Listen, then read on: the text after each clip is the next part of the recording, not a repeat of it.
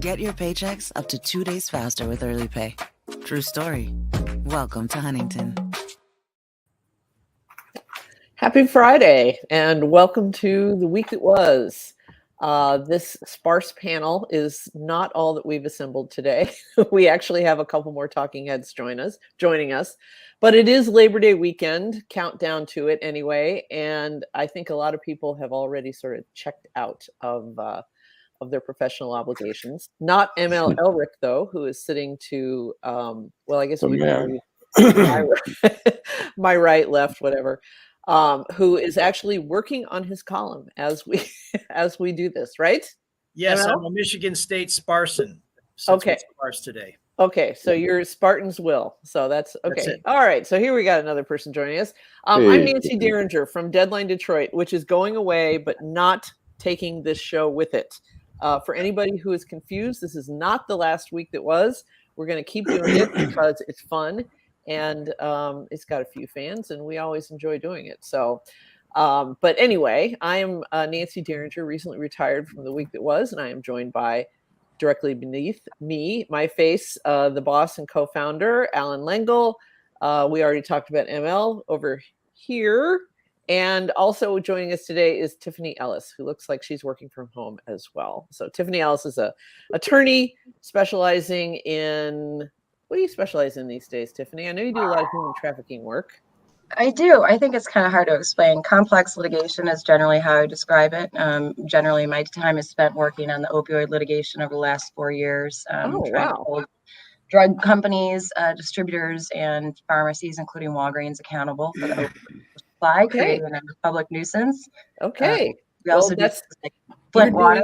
You're doing God's work. You just won a big case out in San Francisco. I was just on the trial team in San Francisco. We represented the people of San Francisco against the drug makers, distributors, and Walgreens. And we had a almost 4-month trial that we finally got a verdict about 2 weeks ago from Judge Breyer there, holding Walgreens accountable for oversupply of opioids and creating a public nuisance. Good for you. That's awesome. That is awesome. Love that. And then the fifth face that just floated into the panel here is, of course, Greg Bowens, a political consultant, former journalist, writer, contributor to Deadline, and all-around good guy. How you doing, Greg? Good. How are you?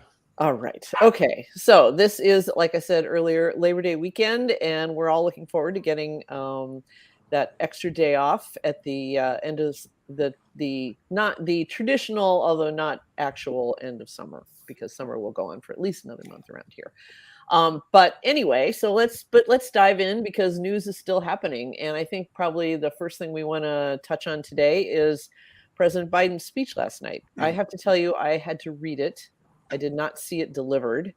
I don't have cable news, as I've mentioned about 1,000 times on this show, and the networks were not carrying it. And frankly, I had to watch the season finale of Better Call Saul. So that was, but I hardly ever watch presidential speeches unless I know they're going to be short and they're going to break news. But I read the speech. I thought it was okay. I watched the reaction on Twitter, which was, as you can imagine, blood pressure spiking for Republicans. And what a great speech for Democrats. Who wants to take the lead and talk about what they thought of it? Who else watched it? I watched it live. Okay. What did you think, Greg? I'll be honest with you. I thought that I really liked the call to stand up for democracy. I really appreciated that. I think that we take our democracy like we take our media and the liberties that we enjoy with a free press for granted way too often. And those of us on this panel are very familiar with the kinds of things that have occurred to curb the media's ability to survive and thrive in this environment. We can talk about everything from, merging newspapers to, laws and stuff like that. So we're very aware of what goes on. And so the call to stand up for our democracy and the breaking it down from the perspective of, your vote matters. Having a voice matters, and being able to exercise that voice matters. And that, calling out Trump leading the charge with the MAGA folks, I think they made a real distinction here between I like to call them regular Republicans, the people I used to love to hate the Bush folks. Who now are kind of like good guys. They're like my you know? heroes now. Where's Bush? Yeah. And Reagan beat him. But I think making that distinction was really good, because it is true. I know lots of Republicans, just on my personal experience, who are scratching their heads and going, this is crazy talk and craziness that is occurring, and they feel like that they have no place in their party. And even when they do get involved, you see the result. ML, you've covered it in Macomb County and the split that has occurred there in relationship to regular Republicans trying to stand up and use their party system and the rules to be able to take control. And so, I appreciated the president's remarks from that perspective. I think doing it there in Philadelphia, where the Declaration of Independence is located, is there. And of course, I think that he, when he said, things that, brought out the Declaration of Independence, or that were made notice in there, that all people are created equal. Well, we know when they wrote that, they didn't mean that. All right. But let's wrap up your point here. Wrote that. but we understand, and he said this, this is what we aspire to. And America is not just a collection of land mass, but it is a collection of ideals. And those are the ideals that we're striving for, and they're important. Okay. So, that's where I came down on it. Okay. I think this was interesting to me because it was the first time I have heard in that type of setting, a presidential address. The president actually called out Trump by name, and he called out, the MAGA movement by name, which is, that's something we generally don't do. I mean, I think Trump did it, but people like Biden generally do not do it, who genuinely believes in the goal and the usefulness of bipartisanship. But that's a very good point you make, though, Greg, about the split within the party, and we're seeing it here in Michigan in Macomb. ML, do you want to talk a little bit about what's going on up there for people who are maybe not solid political junkies? Sure. And in this Sunday's Detroit Free Press, I'll be writing a little bit more about this. And this kind of spilled over last weekend at the Republican State Convention. It did. The state party chairman, who's donated $4.5 million to keep the party afloat, started his remarks to the big red wave party by saying, "Hey, thanks for not booing me this time." That's how you thank the guy who's plowed all the money that's keeping your party afloat. And didn't they boo him anyway? They booed him during the convention, but okay. I think the beer tent might have helped a little bit by the time they got out on the lawn for the party. But yeah, if you're considered part of the establishment, if you're considered too sedate, you're under suspicion. And but one of the things I wanted to talk to, I heard some of the speech last night, and Nancy, I thought it was a good speech. What I heard, I thought all the points were on point, but I was very troubled to hear the president making an official public policy speech that seemed so political, that seemed to call out half of America or a third of America, whatever you want to consider the Republican Party to represent. I just think our president should be trying whenever possible to unify people and to, and I think it may backfire a little bit because it could be viewed as so overtly partisan that people who were saying, "Hey, I thought we got away from this when we voted to get Trump out of here," might be saying, "Oh, so now we got guys on the other side who are going to play this game." I thought it was a fantastic political speech, but I really don't want our sitting president to use his position for politics like Trump did when he had the convention at the White House, right? Like Trump did all the time. One of the reasons why people who didn't love Biden elected Biden was because they wanted someone who would get back to our political norms. And that just made me feel a little bit like, you know what, let's go a little more generic here, because we all know who he's talking about. You don't have but can you get back to the political norms when half or 1/3 of the country is continues to fight this fight? I don't know. I've already said something, so I'm going to go ahead and boot it to Lengel. He's got his finger up. Go ahead. I agree a lot with what Mike's saying. I thought a lot of stuff was very on point, but it did bother me. It was sort of doubling down on the Hillary Clinton deplorables remarks. And I think it's not clear enough when you talk about MAGA, the MAGA wing, I mean, people are like, am I a MAGA wing because I voted for Trump, even though I don't really like him as a person, but I like his policy? Am I a MAGA person because I have a MAGA hat? Does that? I think it's not clear. To answer that question, yes, you are. But I think it's not clear enough that that's really an official part of the wing. And I thought I agree with ML that it should have been. Trump is fair game, but I think it probably alienated more people than it needed to. I mean, it was point on about the elections and all that kind of stuff, but he could have finessed that a little better. Oh, I completely agree. I was shocked when I heard this. I did watch the speech, although I watched it slightly recorded. I was just trying to count up how many times he said MAGA in this speech. I mean, it was probably 24 times that he said it. I mean, it's not as if there haven't been legislative accomplishments and things that we've been doing lately in Congress that, couldn't be talked about. The fact that it was completely politicized was a little bit of a surprise to me. Wait a minute, but he never said one time, vote Democrats, vote for the Democratic Party, vote for this particular person. He doesn't have to. But there were no vote, whoever signs up there or anything like that. The idea of being able to confront a threat to our democracy is serious. And the fact that you guys are seemingly like sort of caught up in like it was politicized because he said protect democracy, I don't really understand that. No. It's not that he called out. He's 100%. Those are the points that are on. The points are when you say MAGA, it's you're putting such a wide, who are the MAGAs? Is everyone who voted for Trump or just people who go to the rallies? So I'm 100%. I agree with him attacking on that point, but I don't think he needed to do the MAGA thing. But when New York and Washington D.C. and Pennsylvania were attacked by the Taliban, you talk specifically about the Taliban and their actions and what they did as a threat to not just democracy but all of us. And so, I mean, when you have these kinds of radical movements that exist out there, you have an obligation, a duty, a responsibility to call it what it is. Now, if somebody out there there's casual people who have worn MAGA hats and got caught up in it, the number of people who were in that MAGA movement at the height of President Trump's power are not the same number of people there today.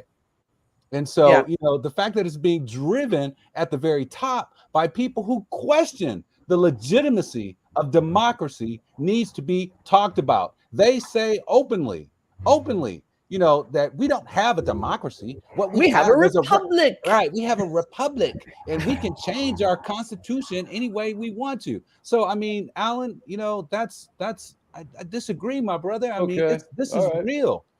No, I think, Greg, I think you're right. And I mean, it is alarming to hear him saying that, but at the same time, being polite has not worked so far. I mean, we have last week the Michigan Republican Party nominated Christina Caramo for Secretary of State, who is unqualified in every sense of the word to do that job, and has essentially said, I mean, she's MAGA all the way. She's ultra MAGA, as Marjorie Taylor Greene likes to call it. I mean, she wants to, she wants to make it harder for people to vote. And I don't care what anybody says. That is absolutely not what we should be doing. And just to make it simpler, can we just call them maggots? Now there you go with the deplorable stuff. See, that's the kind of stuff that gets you in trouble. Yeah, I was born in trouble. Yeah. Okay. So, I mean, it was definitely a unique speech in that it called out by name the person that he beat in the last election. But at the same time, that person has not, followed the norms in this country and lost gracefully or even lost poorly. And I mean, he's continuing to spread lies about the election. He's continuing to undermine faith in our elections. And the people that worship him do the same thing. And so it's really hard for me to say that was out of line. I mean, I think with this is truly a threat to democracy. I think he used the phrase, they held a knife to the throat of democracy when they broke into the Capitol on January 6th. That's absolutely true. So I completely agree with all of that. But the one thing that I was really questioning was what was the strategy of the speech? Like, who's the audience that he was really Well, giving? yeah, right. Because unfortunately, or really unfortunately, you just pointed out that we have leading candidates on the Republican side who identify themselves as MAGA Republicans. Mm-hmm. They have won primaries all over the country. There is a huge contingent of the American people that identify as MAGA Republicans, whether those are the ones that held the knife to the throat of American democracy or not. They still are there sort of in that camp. And by taking on the idealistic concepts, Greg, that I think are absolutely right, that need to be called out. Like, the things that are happening are absolutely wrong. And it certainly is coming from that wing of the party. But pointing the finger that specifically at the people wearing the red hats, I think is problematic. It's not a way to win the folks in the middle that don't realize that they're partaking in that danger just by being complicit and being silent. Okay. Fair Well, point. yeah, that is a fair point, and I do wish that the president would have said, "All is not lost. You can always change your mind." Something to that effect. Yeah. It's not like the Soviet Union where you have like a formal membership and you have a card that you carry and that sort of thing. So okay. Oh. So okay, then as much as I hate to keep talking about Donald Trump week after week after week, he keeps his various escapades keep ending up in the news. And another big one that broke today, or this week rather, was the FBI search and what they turned up at Mar-a-Lago when they came into what he refers to as my home a few weeks back. So, we all got to see that picture, that arresting photograph of the documents that are clearly labeled top secret on the strewn out on the floor of Mar-a-Lago. We learned that some of these were found in boxes with clothing, and which gives you the impression of Trump like leaving the White House with like a box in one hand and just scooping shit up off the floor, and stuffing it in the box, with like a scarf or a feather boa hanging out of it, or Melania's underwear. She's all upset about KFC, piece of KFC.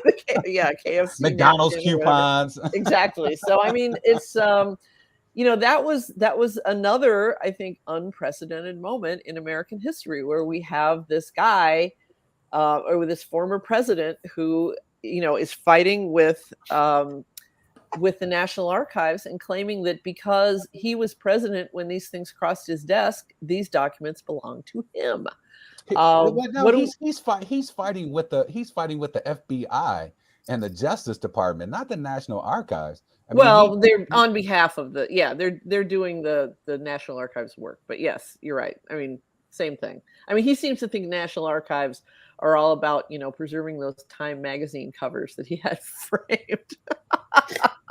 Who cares about Time magazine anymore? But what you just did was downplay the seriousness of the situation by taking their talking point and saying, "Oh, these were just a bunch of papers that the National Archives wanted back." That's not true. What we've seen here are these top secret documents stolen from the intelligence community. Come on. Okay, fair enough.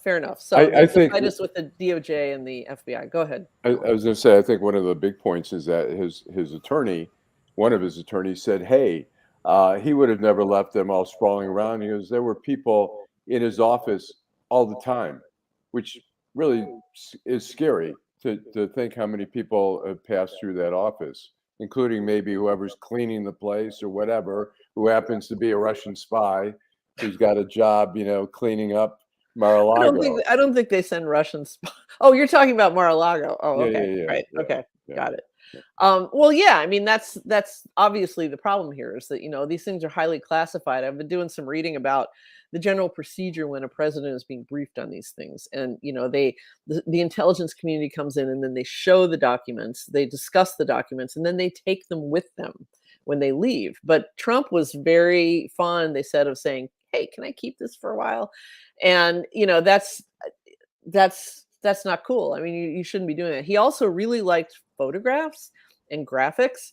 I think one of the early examples of this early in his term was when they showed him a photograph of some Iranian nuclear installation that had been bombed or whatever. And he said, "Hey, I want to tweet that." And they're like, no, this is like top secret and you can't do that. But he did it anyway. So they had, it's like, that's just the way he is in a lot of ways. But I mean, I was also struck by the fact that one of the pieces that they recovered included personal information about President Macron of France. And I've read here and there that that Trump is fascinated with Macron's marriage because he married his teacher, who's like 20 years older than him, an extremely well-preserved French woman, I should add, but she's, much older than him. And that he's been kind of like snarky in private conversations about, Macron's sex life. And so I just wonder, like, what is he just keeping this stuff so that he can drop it in table talk at Mar-a-Lago next winter? Hey, did you know that, President Macron likes to be spanked by his wife, blah, blah, blah, whatever. So anyway, anyone want to take that one? All of that. DOJ. You covered the DOJ, Allan. What about you? No, I mean, look, they bent over backwards. I mean, it's clear that the FBI, the Justice Department, they did not want to do this raid, but then they bent over backwards. And finally, somebody said, this is fucking bullshit. They still have stuff going on. And I'm sure it happened at some point. People said, that's it. Yeah. This guy is messing with us. He's so defiant. He just and finally, he's so used to the Senate protecting him, and he no longer has that protection now. But the FBI and the Justice Department said, that's it. We can't. I mean, he's poking us in the eye every time. We know he's still got documents there. We got to go get him. Yeah. And so now he's in the situation where he's committed crimes, multiple crimes. Not only, there's so many fronts out there. So they're going to have to make a decision, and they'll probably wait till after the election, because they don't want to be accused, even though Trump is not up for election. But so they're really some of the rules don't apply. But I think the fact that he's so intertwined with so many candidates, including here in Michigan, that I think it's going to be perceived as being political, and they'll wait. But they have to indict him. I mean, whether he goes to prison or not is another story. But they have to indict him on that. It's clear cut. So. As far as I can tell. Okay. All right. Tiffany, you're the lawyer. Tiffany, go ahead. Well, I was going to say, I think as far as the motivation goes, I don't know, maybe Trump, there could be some evil purpose in it and sort of holding on to things, for information's sake later on, potentially to trade with other countries. Honestly, I think the more likely scenario is that he likes tchotchkes, and these were sort of souvenirs to him, and he wanted to sort of like take these things with him because they made, they gave him good and warm and fuzzy memories from when he was president, and he just, showed another flagrant disregard for the rules, as he always has. And unfortunately, in this circumstance, this might be the thing that actually sticks to him. I think that we talked about this last week, and I've long believed that Trump never understood being president as a position of service, that it was something that he, where he worked for the American people, he worked on behalf of us, for the country, and that the things that came to him in the course of that did not personally belong to him. And so, there was probably, they said they gave back some of these documents, but not all of them. And I think there's also that streak of cussedness that he has, where it's just like, you want it, fuck you, you can't have it. And so, that's sort of where I come down on it. But not all the stuff that we're saying can all be true. Everything that you said, Nancy, everything that you said, Allan, everything that you said, Tiffany, they can all be true. At various times he wanted that. And I think it's also true what one of our watchers, Ann, keeps posting up here, is that given the opportunity to leverage the information and sell the information to his own benefit, I would not put that past him. No, having something of value that somebody else needs. I mean, where do we start? We could start with the Saudis, and him having all the intelligence agency of our assets, the people who are helping us, in Saudi Arabia, the people who are helping us in Russia, our spies, our contacts, being able to say to the Saudi prince, well, hey, I might be able to help you out with, your little problem there. Yeah, with this list. Well, it's always dangerous when somebody has financial problems, and I don't know what's happening with all his loans with Deutsche Bank and all that kind of stuff. But I mean, it's certainly, as Greg says, I mean, he could be talking to the Russians and saying, hey, I have some intelligence here that I think you might find very interesting. We have some this or that. And they're like, okay, well, here's your $1 billion, whatever. I mean, it's never that blatant. It's always, it's one hand washes the other. We'll buy, okay, we'll buy your condos that are worth $1 million. We'll pay $50 million each for that. Yeah, exactly. That's I don't know, Nancy. ML has covered a lot of political criminals, and usually, I mean, taking a paper bag of money in a McDonald's parking lot is pretty basic, huh, ML? He has Jared Kushner to do that for him. Well, all right. So I think we've played out Trump. We've given him like almost half of our hour. So let's move on to Trump adjacency. And that would be last weekend's convention, Michigan GOP convention, which, unlike the Democratic convention, which was all about incumbency and a love fest, was a little more acrimonious. But at the end of it, the big three came out on top as predicted. Tudor Dixon, the nominee for governor, Christina Caramo for Secretary of State, and Matt DePerno for Attorney General. ML, were you there by any chance? I was there on purpose. There was no. You were there on purpose. Okay. What was it like? Give us the report. I mean, anticlimactic. I wish it was as exciting as you made it sound. There was a dispute over whether or not the Macomb County Party chairman was the Macomb County Party chairman, and trying to sort that out extended the deadline for the convention, which was supposed to end at 12:30 till about 5:30, which I think totally screwed the guys running the beer tent. But otherwise, it was pretty dull. There was some talk about an effort to try and remove the lieutenant governor candidate and replace him with Ralph Rebant, who was a sort of a holy roller. Last place finisher in the primary. Yeah. And that didn't end up going anywhere. And then there was the Red Wave Party that they had on the state capitol lawn, where Glenn Youngkin was the keynote speaker. And it was very interesting to hear Glenn Youngkin talk, because while he had plenty of nasty things to say about the governor, who's a Democrat, he didn't talk about Trump. He didn't talk about the election being stolen. He talked about some kitchen table issues. He talked about education. And it was the sort of speech that you don't hear Republicans make in Michigan these days. It's always about fire this person, lock this person up. This person persecuted us. We got to go get this person. And Youngkin turned a blue state red by a whisker, but it was a state that Biden did pretty well in.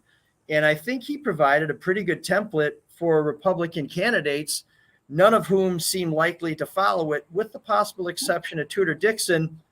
But she's raised her little money. Even if she changes her tack, who's going to hear it? Well, that's interesting that you should bring that up, that suddenly they're very reasonable. Now, to some extent, this is always to be expected. Let me just say, it was boring. Go ahead. That's all I said. Boring. Didn't say reasonable. Okay. Boring. Okay. But to some extent, that's to be expected. Everything was still stolen. Okay. Well, that's the thing. I mean, there's during the primary, you have to turn out your base. And so, all candidates on both parties tend to take more extreme positions for the primary campaign. And then there's the proverbial move to the center, right, to get the independents. And to that end, it's been noted that several high-profile Republicans running for office this year have scrubbed their personal websites of certain information that may alienate independent voters, particularly about abortion. And I think Tom Barrett is one of them. He's running against Alyssa Slotkin. And I think there's at least one or two others in Michigan. But it's interesting that Youngkin, did he mention abortion at all in his speech? I don't recall him mentioning it. I mean, he talked really more about education, right? And he talked about economics. And as he said afterwards, we had a brief moment to talk to him. He said, I'm talking about kitchen table issues, which is not revelatory. I mean, everybody talks about kitchen table issues. Clinton was elected on, it's the economy, stupid. Right. But these things win. Yeah. But inflation and like you said, education, because that's why it's all about, oh my God, there was a drag queen at the library. Really, which one? Yeah. So I don't know. There's it's interesting to but now the campaign, Labor Day is the traditional start of the fall campaign season, and now we will see where it goes. I just see that we have a comment on the screen from David Porter saying, is Tudor Dixon even running a campaign? She has no commercials or public events. It's true that she doesn't have public events, but yeah, the Democratic Governors Association ad, though, that keeps pounding her on abortion is apparently everywhere now. I'm, like I said, I generally don't watch broadcast TV, so I don't see it, but I'm hearing a lot about it. So, and here we go. I mean, now we've got just about 10 weeks left before the election in November, and we're going to find out, just if anybody is buying this stuff. So, well, Nancy, you keep saying about not watching TV and not watching cable and stuff like that. I watch plenty of TV. I watch prestige TV. Go ahead. I'm just saying, but you're the kind of person that folks are trying to reach. Yeah. How do they reach you? Well, I sit in a fire hose of information day after day after day. I mean, I'm online. I'm one of those people that's sometimes called extremely online. So, that's something that they can reach me on Twitter. Well, I think just a little message to Tudor Dixon. Tudor, don't waste your money trying to reach Nancy Derringer. No, I mean, I prioritize, shall we say, news media information over, say, TV commercial information. But so when you're reading ML Story on the Free Press and an ad pops up, that's probably how you'd see a political ad. Probably so. Yeah. Okay. I mean, the Tudor Dixon ad, I found that ad mainly because Charlie LaDuff raised such a fuss over it. You'd never heard of the concept of fair use, but because they used a clip from his interview with her at the Coney Island where she said, no exceptions. And so, I sought it out and I watched it, but then I've heard every so often I'll go on a Jeopardy jag and, but the weather's nice and I'd much rather be outdoors now than inside watching Jeopardy. So ML, I talk about fair use. ML, what I don't know, is it 15 seconds or 10 seconds of a video that you can use, or is I'm not the authority on that, but there was a time when I think most of us in the media thought if you used a clip and it was under 6 seconds or 10 seconds or something like that, it was fair use. But as I understand it, if you're going to use some other production and you're in a for-profit business, which, believe it or not, the news business is considered for-profit. Sure. Oh, that changed a long time ago. But you have to reference it in some way to be sort of discussing it. So you can't say something like people buy houses all the time and it can be scary. Check out this clip from the Amityville horror movie, and then get back to talking about how, black mold is a problem for new home buyers. If you're going to use that clip, you have to say something like, buying a house can be scary. In the Amityville horror movie, a great horror movie that really got people worried about possession, we learned that demons can live in your house. I mean, it has to be somehow relevant to the material. It can't just be like, here's a great soundbite. Now let's get back to some completely off-topic stuff. Right. And if you don't follow those rules, you can be sued. Right. I mean, it's kind of like I think using has a point with his podcast, which I think is it the No Schmuck hour, Nancy? No, yeah. Okay. I was surprised that Nancy was watching it. I couldn't believe that. You think he has a point that wasn't fair use? Because to me, it was I actually looked up what constitutes fair use. I can't quote a chapter and verse off the top of my head, but that looked like it was absolutely fair use.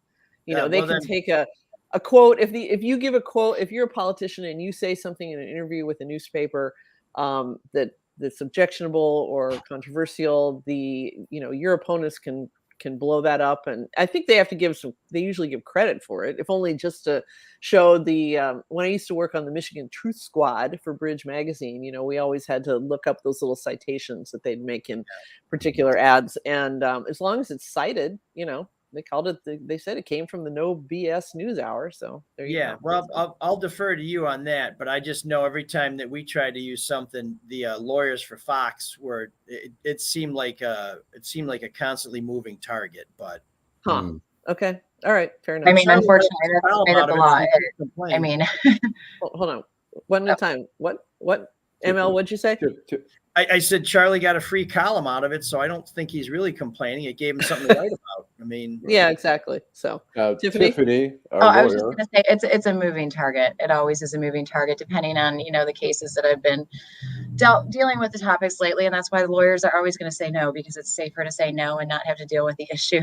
Yeah, to take on the campaigns do it anyway, because it's easier to ask for forgiveness and permission, right? And it's a billable hour. Yeah. Well, the other distinction may be a campaign is not a for-profit entity like a TV station or a newspaper. Right. And it's in the interest of informing the public. And so, you're allowed to do that there. So, all right. Before we leave. Tudor's toast, by the way. I mean, I think it's probably, we can all agree on that. Never say never. Not after 2016. Well, that's true. After never Trump, say never. You're right about that. It made a little time. Yeah, exactly. Anything can happen. Before we leave the GOP state level ticket behind, though, I want to say something about the stories that have been coming out of the excellent journalist of the year, Craig Mauger at the Detroit News, who's been writing some great stuff about this tabulator, the great tabulator caper that was going on apparently earlier this year in 21, no, maybe 21.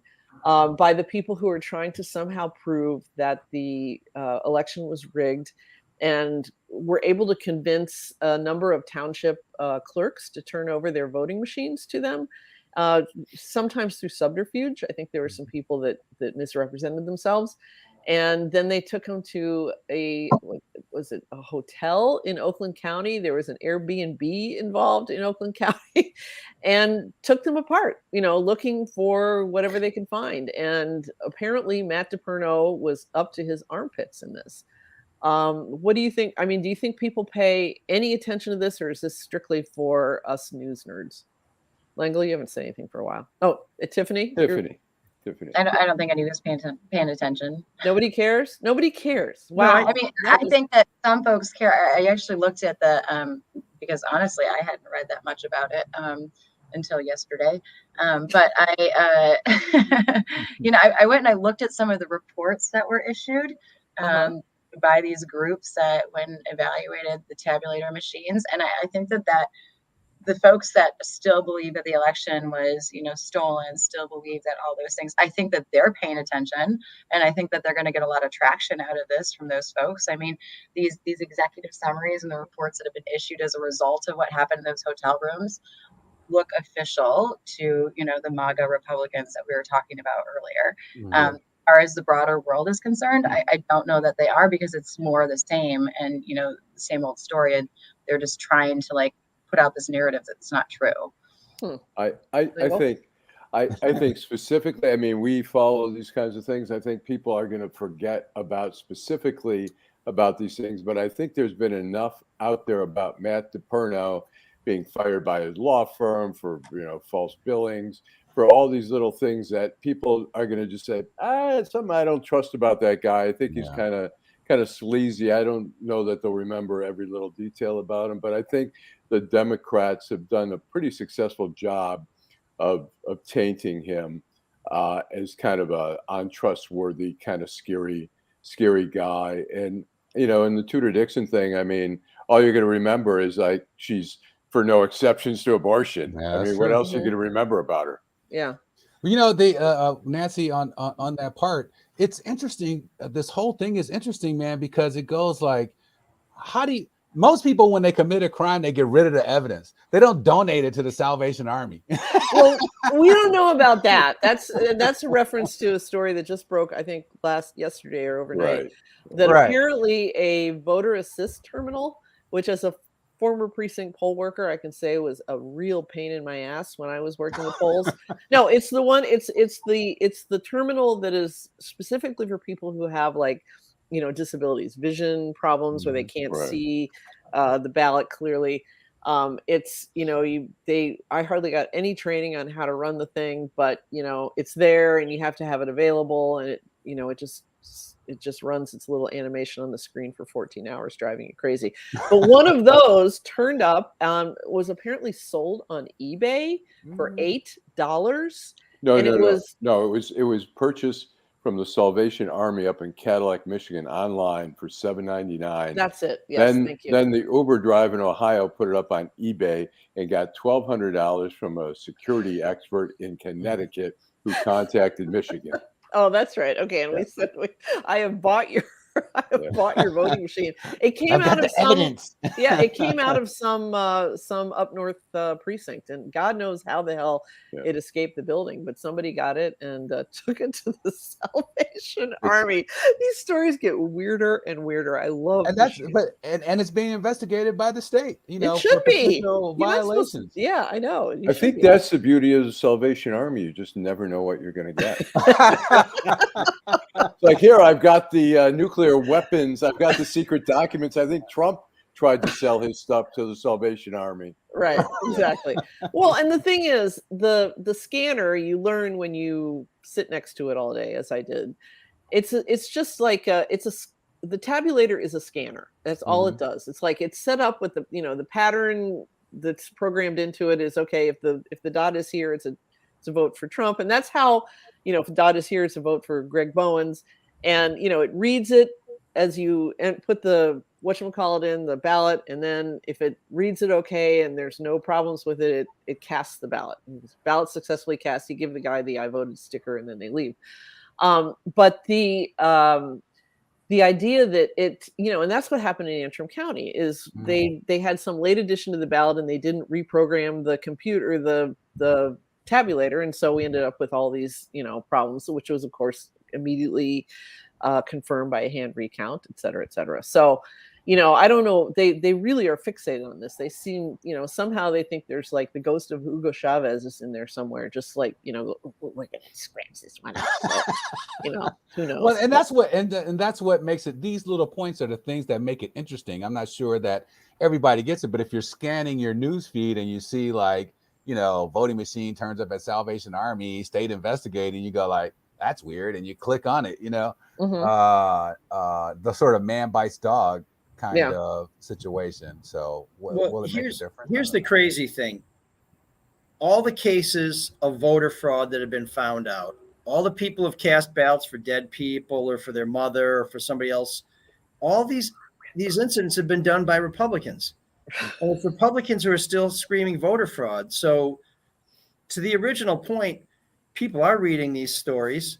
Some people are going to be affected by them, but they tend to be those folks in the middle, because if you're a Democrat, the election wasn't stolen. I'd say if you're a rational human being, the election wasn't stolen. If you're nuts, you think it was stolen, and finding out that your own guys were breaking a law, well, that's just Robin Hood. He's just trying to break the system to prove the conspiracy. Frankly, these are not the guys who I would hire to do the Brinks job, but that's fine. I don't do the Brinks job. I put my money in the bank, I take it out. But this is the problem we have, and this is kind of going back to Biden, why he's singling people out. These guys are already paranoid. Don't talk about them. Talk about what they did. Talk about what's going on. Talk about what we can do to preserve democracy and the union. But Matt DePerno did something crazy. Yeah, you don't say, right? Yeah, well, let's take people are like, yes. Let's take the situation that Tiffany just settled on behalf of thousands, if not millions of people with the drug case against Walgreens. I mean, before that thing started, people would have said, well, the idea that somehow the Walgreens or CVS, these folks are juicing up the market to sell drugs and get them hooked on a particular drug is crazy. That would never happen. But in fact, years later, we find out it did happen. And so, ML, when we see these kind of things that seem like, oh, nuts and blah, blah, blah, most people won't believe it. I think we've got a lot of examples of how, like, the little stuff, like, that seems crazy that Tiffany just settled is really a big deal. I mean, it's out there, Well, I- when you say I Tiffany, I'm a agree. small part of a large team. I have to make that clear, and the litigation Yeah. is ongoing, so it's not a closed question. But I mean, at but this just the point. whole story that, you know, the Right. top of a drug manufacturing family are Right. actually a drug family. They're actually like for real a drug A family. cartel. Yeah. A cartel, you know. We're talking about the Sacklers. Yes, you're right. Right. Yes. So Yeah, but okay. so I'm not saying we shouldn't report this. We should absolutely report it. But this is the problem: is we're sitting here saying there's no way the election was rigged. There's no way any of this happened, and we, to folks on the far right, sound like the people saying there's no way that the pharmacies would be involved in trying to addict people to a drug, because we can all point to some completely far out, never would have happened, couldn't happen type thing and say, but it did. So now our crazy batshit thing doesn't seem that crazy, and that's why you still have people clinging to this. But you know, I go back to the Trump thing with taking stuff home. You know, I've said from the beginning, this could just be a guy who thought on January 21st he'd still be in the White House, and so as they're saying, like, dude, you got to get out of here. He's just like banging stuff in boxes. You know, I listened to a really interesting podcast a couple of weeks ago. It was about, you know, Nixon and Watergate, and just how that gave rise to the whole conspiracy theory, like reality that we live in now, and how, like, assassination. yeah, and the fact that when our government lost that trust under President Nixon, and people lost that trust in our government through such a huge scandal, and it has been sort of like, people can pinpoint other places now and then take it to an extreme. We live in a new reality where conspiracy theories sometimes are actually real. And so the problem is like, how do we help people get solid information and learn to decipher what is good information and what is not? Well, we've had conspiracy theories going back to Aaron Burr, so it wasn't like Nixon invented it. He just kind of perfected it. But right. I guess where I was going with what I was saying before is, even if Trump just put this stuff in a box by mistake, you know how he likes soldiers who don't get captured? Yeah. I like presidents who follow the law. It makes it simple, right? Okay, Nancy, I have a request. What? I want to play the Gorbachev commercial. Oh, okay. This is a good transition into our next topic. Good transition. That Gorbachev just died. He was former Soviet premier, 88 to 91. Okay. Sort of oversaw the fall of the Soviet Union. So exactly. The reform. Yeah. Well, he introduced social democracy in there, and he did an amazing job. But it's just so, this commercial was done in 1998, and it just shows the kind of contrast of what's going on right now with the leadership.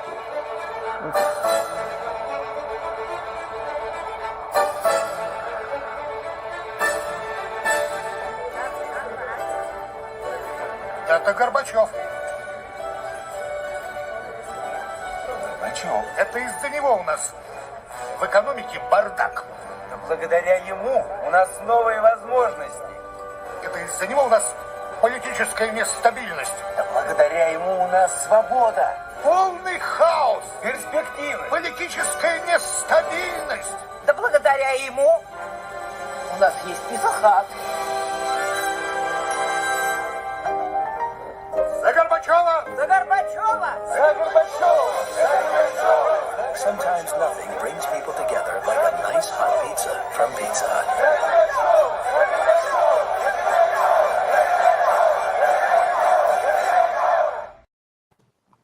What? Good old American capitalism. Yeah. So Bob Dole gives us boner pills, and we get pizza from Gorbachev. What happened to all the great leaders? Yeah. I remember seeing Christopher Buckley speak at a library event in Indiana where I was living at the time, and he made a joke about Gorbachev where he said something like, Russia is a country with 9 million computer hackers and no dermatologists. And, but I still think that port wine birthmark on the top of his head there was, the most famous birthmark in the world, probably forever. So. Your story proves once again that there are interesting things that happen in Indiana. Who knew?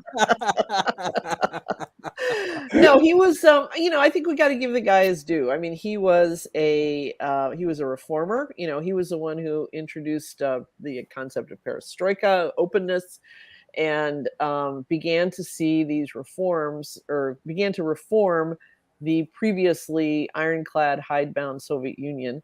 Of course, it also was the beginning of the end of the Soviet Union, because it was a country that was on its knees, but didn't act like it. And, when the Soviet Union broke up, a lot of these satellite republics got their freedom.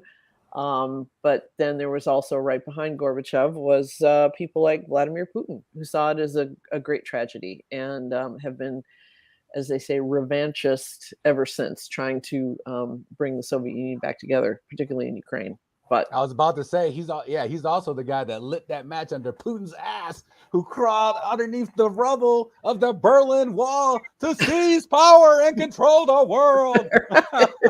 Right, exactly. I mean, it was, I remember a headline from the time. I mean, what really broke the Soviet Union, I think, was Afghanistan. I mean, it was, what do they call it? The graveyard of empires.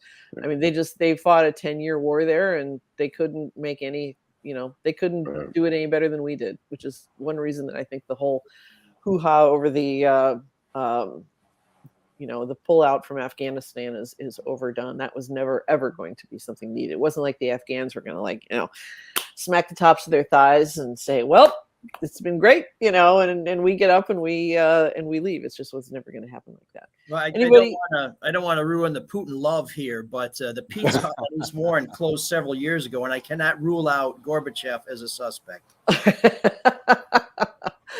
As somebody who studied Russian in high school and college, I'm interested that they use the double t in the sign there, because it's P in English. It is fascinating. It is fascinating. Yeah, I know. I'm sorry. That's just, just something. All right. Anybody else? For Indiana. Yeah, I guess there ain't much going on there. And I lived in New Hampshire. Okay, so. And I did that. I grew up in Ohio. I remind you. So enough of that. Right. But we got to give the guy his due. I mean, you two, Tiffany and ML, were kids when he was around. But I mean, what about Lengel? You were working around here. What was your take on Gorbachev? Lengel used to date Reza.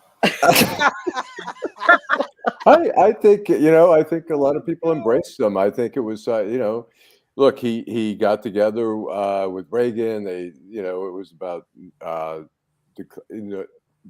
tamping down the nuclear proliferation, whatever. And I think he did a lot of good stuff. I mean, he was really well regarded. I think at the time. All right. So we're doing Deadline Dubrovnik now? Well, all right then, ML. No wonder you guys are shutting down. What the hell, man? Let's bring everything back to Michigan right now, because there is something I want to mention, and that is we had this thunderstorm on Monday night, right? As I was driving over here to my friend's house, because there are floor sanders in my house to do this show, I heard that 50,000 DTE customers are still without power. I have to say, I'm not widely traveled. I haven't lived all over the world, but I've lived in several different places in the Midwest, and I have never in my life seen a utility as slipshod at restoring power when there's a major outage like this as DTE. I mean, the last one that we had a couple of years ago in where I live, it lasted 4 days, and now we're on the fourth day after this Monday storm. So, I mean, what is it with DTE? Is it them, or is it us, or what? Anyone? I don't think it's us. No, I don't think so either. I don't think it's the customers. No, but I mean, is it, they keep talking about the trees, well, the trees, it's like, we're not the only city in the country that has trees and thunderstorms. I mean, my God. I mean, it's whoever speaks ill of DTE will get an increase in their bill, strangely, mysteriously.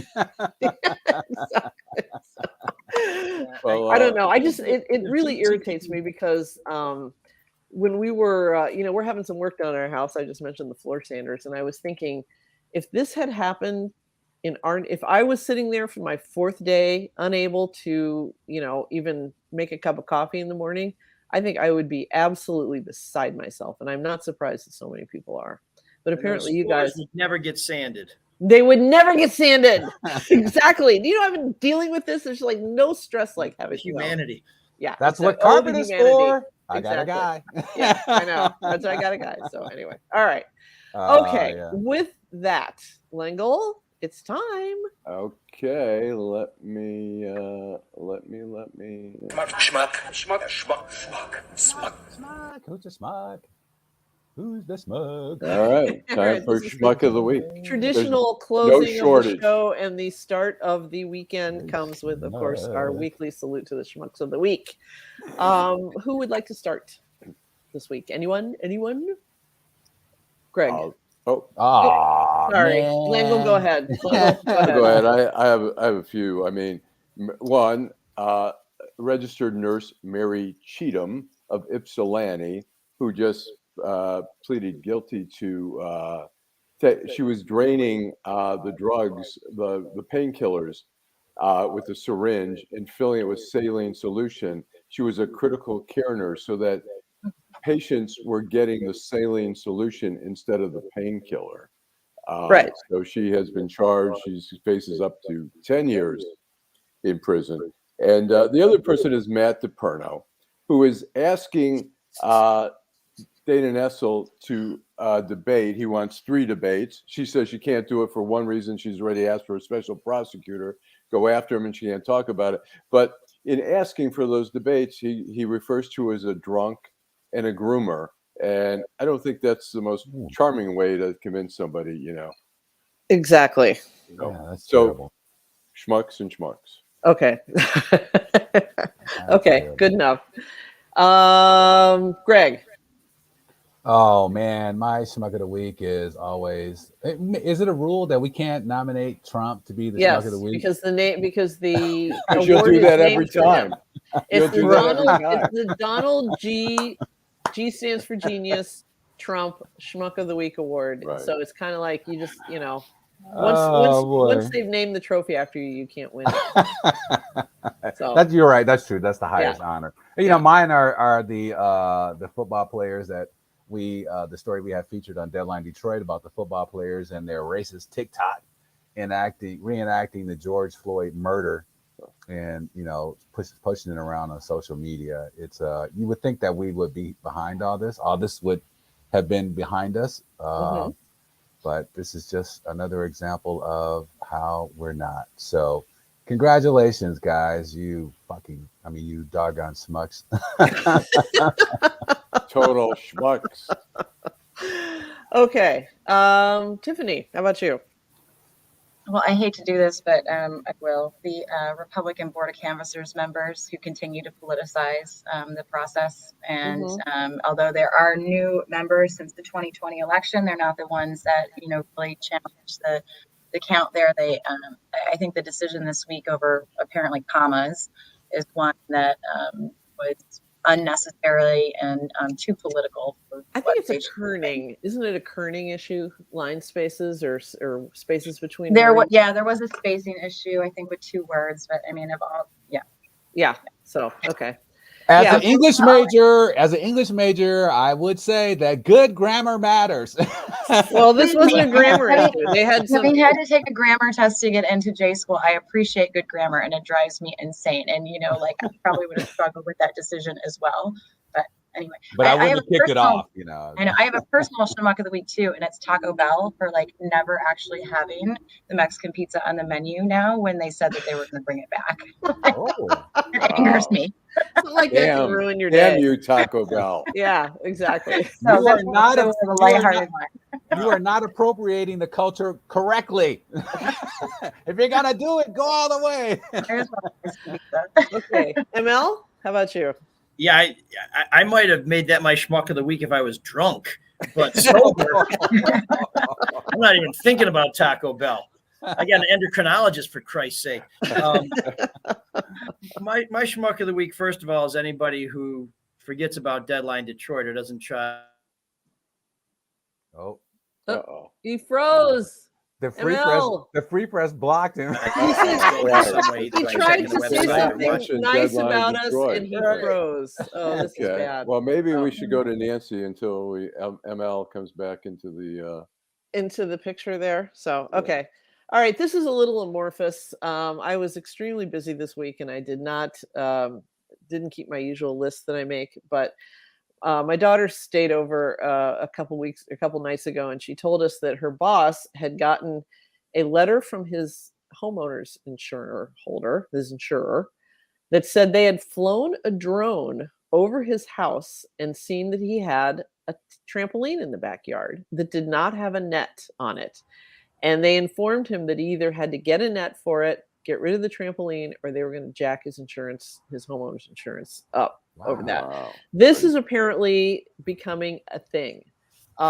They've been using these somebody told me that in France, they have been using drones to find unregistered backyard swimming pools, because apparently in France you have to tell them if you have a pool and people don't. There's probably a special tax on them, as that there often is. I know that's the case in Greece. And so it's kind of this way to sort of spy on a part of your life that most people probably, there's front yard people and backyard people, but the things in your backyard, especially if you have a fence around it, you want to think are kind of, an extension of the inside of your house. But if they can put a drone in the air and see down into it, well, that's what they're going to do. So, and, I might let our readers know, or listeners, that in Indiana, there is no tax on pools. There probably isn't. I'm sure there really isn't. But there is in France. There may not be many pools. Well, that's interesting, because we had helicopters. So, I mean, what is this, just a cheaper way to spy? Well, but helicopters, they don't put helicopters in the air to like spy on people's yards, expensive. unless it's cops and they suspect you're, the DEA. Yeah, but I mean, a guy could stand out on the public sidewalk in front of your street, and put his little drone in the air and just, snoop all around. That's interesting. How would they even know to do that?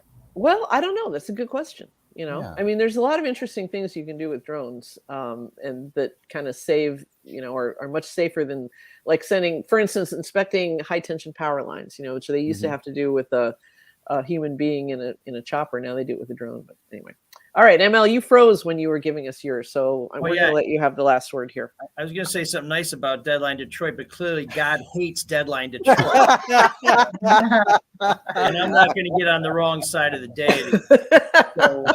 So I'm going to nominate the individual in Alabama who called the cops on a pastor who was watering his neighbor's flowers. Oh, yeah. Ooh, cops came. Weird. They grabbed this pastor. They said, "What are you doing?" He said, "I'm watering the flowers." He said, "Who are you?" He's like, "I'm the guy who lives next door." He's like, "Why are you doing it?" "Because the guy asked me to water his flowers while he was gone." Refused to listen to the man. Demanded his ID. Under Alabama law, he was not required to hand it over unless he's being charged with a felony. And it turns out in Alabama that the most they can get you on for watering flowers is a misdemeanor. So after all this rigmarole happens, the cops go back to the guy down the road who said, "You know what?